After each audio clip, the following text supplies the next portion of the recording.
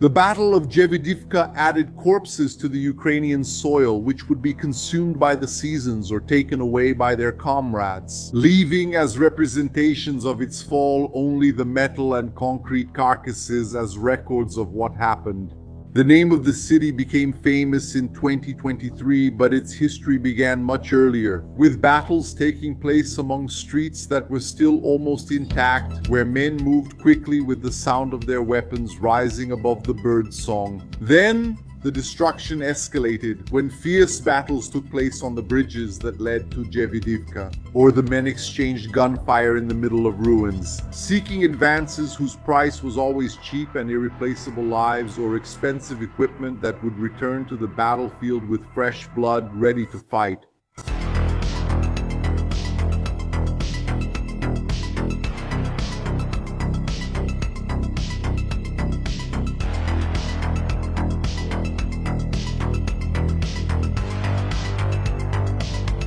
The war kept planting corpses on Ukrainian soil more than a year after the invasion by Russia. Men from many nations fell during those long days when corpses rotted in the sun or were preserved by the winter until they finally decayed under the heat of the next summer. The days of great victories for both sides had passed, and 2023 brought no major news for either party. The great Russian offensive that had taken so much of the Donbas region had ceased and ended when Ukraine launched its major offensive the previous year. The last major celebration was Bakhmut, a victory that came at a high cost in lives and ammunition, with more symbolic than strategic significance.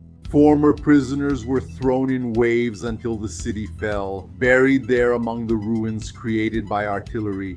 Months after a mercenary group went from being the conquering heroes of the city to villains, servants of the nation, Russia had still done nothing in the area except fight for its supporters.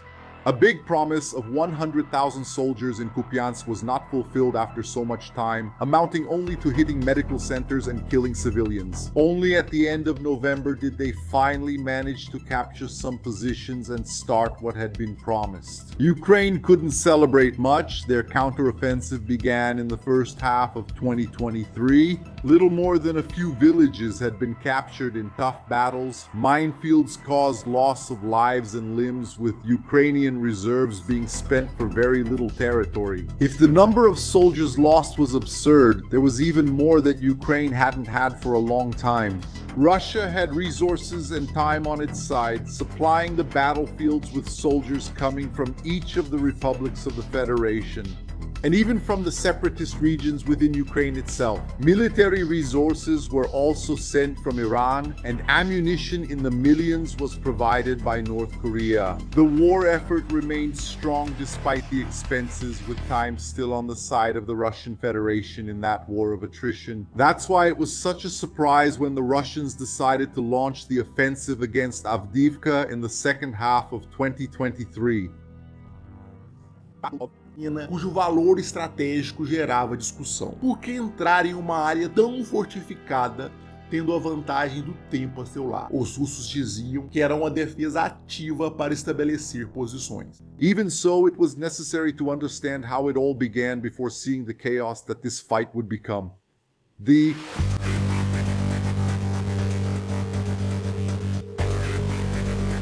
Avdiivka had just over 32,000 inhabitants before the invasion, being mainly known for its coke plants, a type of fuel derived from mineral coal, and very important for Russian iron production.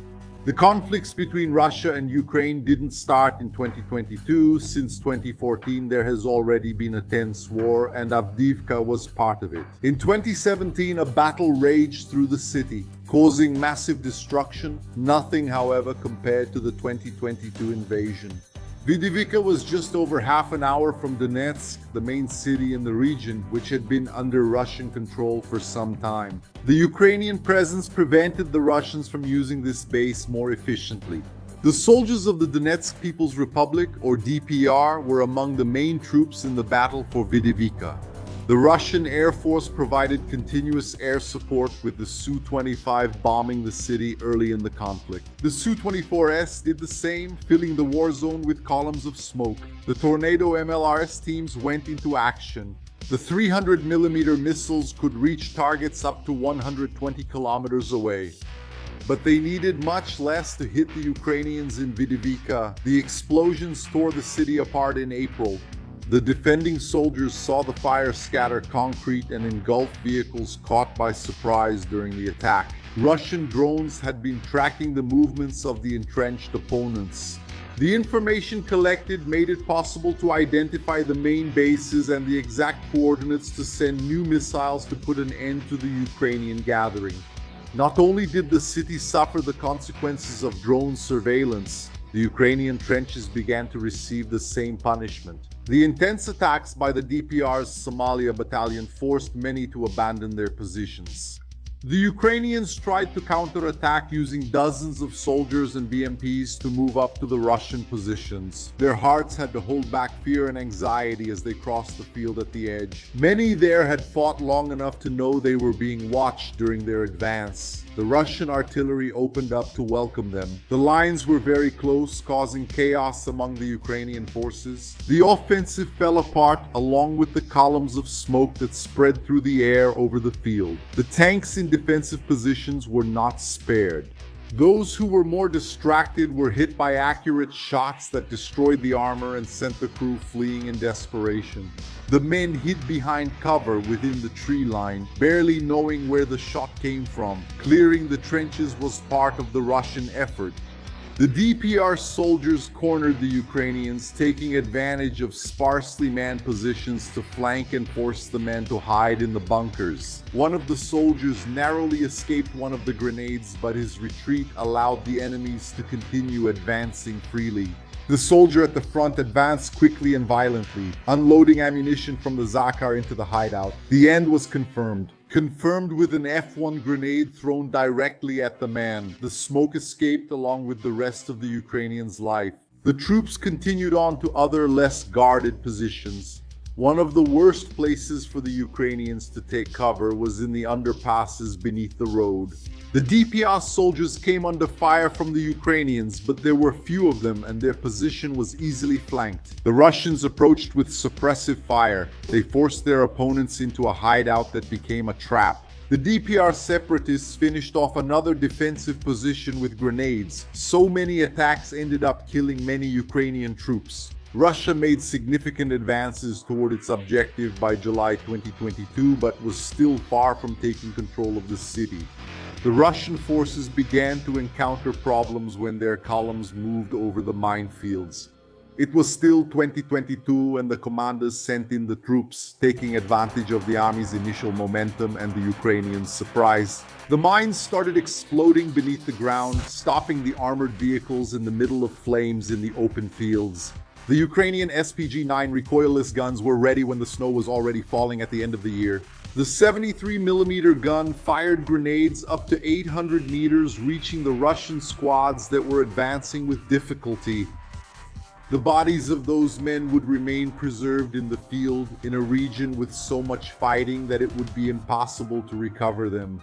The trenches that the Russians took became defensive positions. The Ukrainians didn't attack them directly but sent their drones with grenades. When they saw the explosives falling, all they could do was run before the wave of death tore through the soldiers' bodies. Occasionally, someone with a heroic spirit might try to hold on, grab the grenade, and prevent greater damage. But the cruel fate of war often meant that only the medal returned home, resting on the hero's lifeless chest. The columns of Russian armored vehicles suffered in the same way as the Ukrainians. The 110th Mechanized Brigade halted the movement of Russian troops in BMPs with retaliatory fire. The explosions tore through the armor and the men inside them. The surviving soldiers ran, hoping they wouldn't be hit by Ukrainian artillery. None of this stopped the columns from attempting new advances across the frozen fields. Tanks and BMPs moved in lines trying to avoid the mines. But the destruction, when it wasn't already sown, was dropped from the skies. The artillery finished off what the ground fire couldn't tear apart.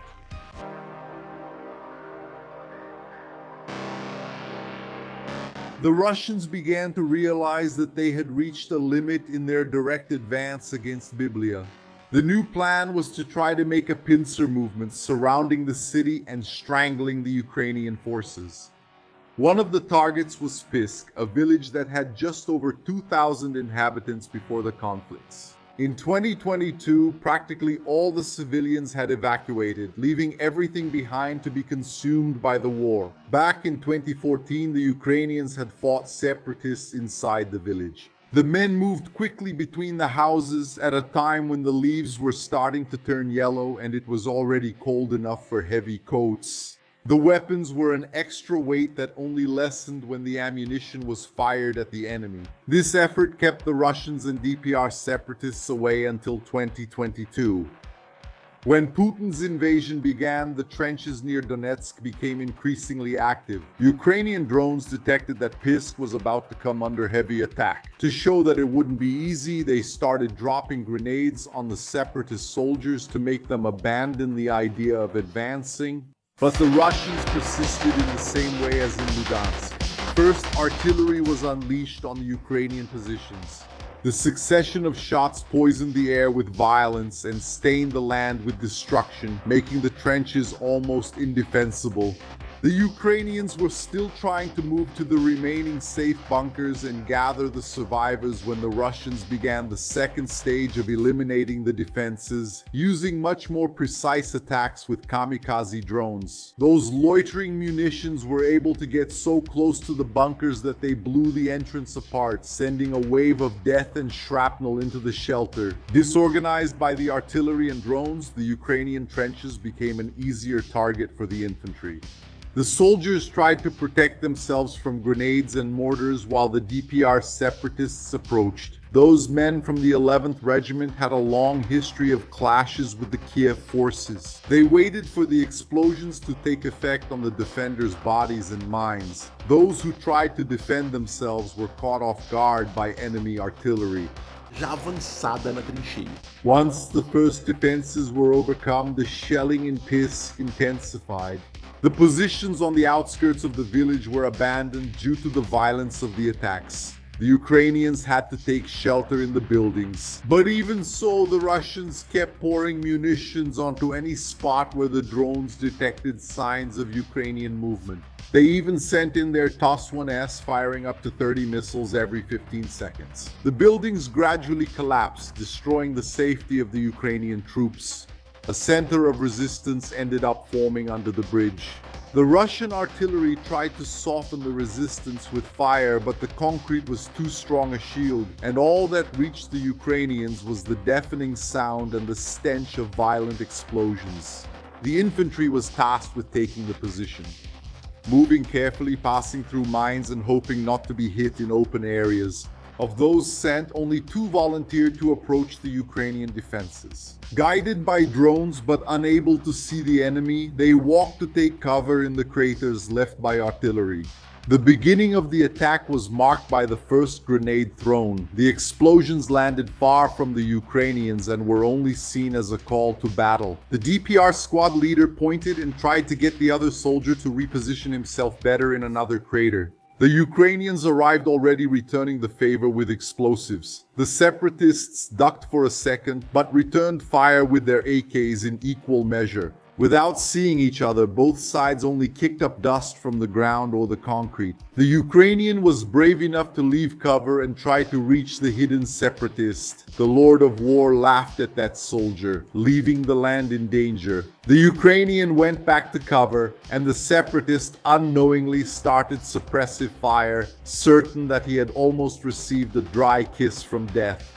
With his heart pounding and grateful to still be able to pump anything through his body, the DPR soldier ran to a fallback position. The gunfire and explosions continued. The Russians spent months unable to take a small position.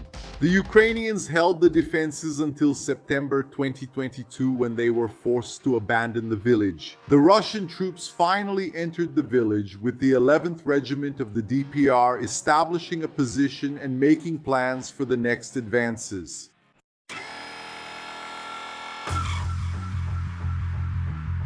Pervomais was soon invaded by Russian forces. First came the Ka-52s with the noise of their rotors warning that death was coming for the Ukrainians. The two T-72 tanks came next, firing their 125mm cannons. The 5 key explosive charges blew apart the skeletons of the houses. The autoloader unleashed more hell on the Ukrainian positions, tearing apart what was left of the buildings. The thunder charges shocked the hidden soldiers. The tracks waged a war marked by death while the steel monsters kept pounding the Ukrainian defenses. Pervomais was breaking apart even more, with Kiev's soldiers hiding and waiting for support. The Ukrainian artillery had to act, and that was the only thing that made the two tanks retreat. The soldiers who entered the village, intending to take advantage of the waves of gunpowder and debris left by the tanks, encountered heavy resistance. They used drones to guide themselves, walking among the remains of the houses to establish positions. But the Ukrainians also had the same eyes in the sky. They forced the pro-Russian troops to retreat, intense fighting fueled by grenades and rifle fire. Some Russians got lost in the middle of the retreat and were found by kamikaze drones, dying alone as explosions tore through the houses. Among the pro-Kiev fighters was the company of English-speaking soldiers attached to the 59th Brigade. The chosen company held their combat positions throughout the region, from Pervomaisk to Obtino, where the Russians kept trying to gain ground to complete the encirclement of Avdiivka. Their soldiers were experienced in combat, not rushing when defending themselves. They waited for the DPR separatists to get closer before firing through the air amid the ruins. Crouched and alert, they were never alone, supported by other soldiers who helped with reloading. It wasn't just about shooting, it also required attention. A mere lapse in the middle of reloading gave the enemy time to notice that the suppression had been interrupted. The separatists threw the grenade and the chosen soldier had to run to avoid being taken out by the enemy's timely move. The 59th Brigade stopped many of the Russian attacks in the region. Its history was not short of battles against Ukrainian forces. Ukrainian artillery rained heavy munitions down on the Russian columns, forcing desperate soldiers onto the IFVs. They jumped out and ran as explosions rained down on the field. Part of the column advanced, but the destruction was too powerful for the objective to be completed. The tanks moved closer, braving the artillery fire. They saw that daring in war is not always rewarded with anything but fire and death. The armor burned in the flames, and the heroes' bones found their graves in the acid of the vehicles. The more sensible ones retreated to fight another day. There would still be time. Russia had the Lord of Time on its side and many more tanks and men to throw against the Ukrainian defenses. Time was a paradox in war and in the decisions of countries, with the urgency of orders often not carrying the same weight as the lives of those who carried them out. Thus, so many had years cut from their lives, the happiness of others forever fragmented into traumas. All to feed the Lord of War in his insane urge to amuse himself with the mortals who shed blood to fill his chalice, left the rotting flesh for his dogs and the souls for his greatest lover, death. Death.